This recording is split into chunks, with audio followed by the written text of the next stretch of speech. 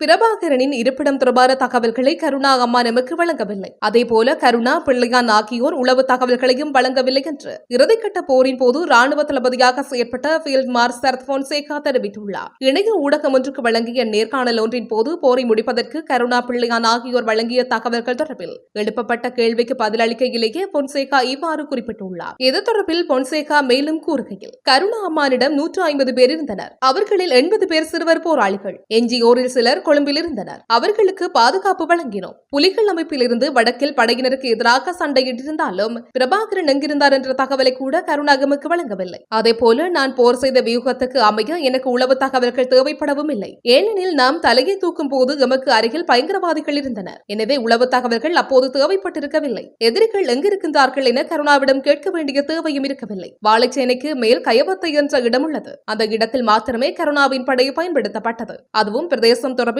அனுபவம் இருக்கும் என்பதால் அவர்கள் பயன்படுத்தப்பட்டனர். அதுவும் தாக்குதலை முழுமைப்படுத்தாமல் காட்டுக்குள் தப்பி வந்துவிட்டனர். எப்போதும் கருணா பிள்ளையா நமக்கு உளவு தகவல்களை வழங்கவில்லை. புலிகள் அமைப்பை தமிழர்களின் ராணுவம் என்றே தமிழர்கள் சிலர் கருதினர். புலிகள் தாக்குதல் நடத்தும் போது டயஸ்போராக்கள் சிலர் கொண்டாட்டங்களில் ஈடுபடுவார்கள். புலிகள் அமைப்புடன் மோதினாலும் புலிகள் தமிழர்களின் ராணுவம் என்ற உணர்வு கருணா பிள்ளையானிடமும் இருந்தது. ராணுவ முகாம்களுக்குள் கருணாவின் ஆட்களை நாம் வைத்திருக்கவில்லை என்பதை பொறுப்புடன் கூறுகிறேன் என்றார்.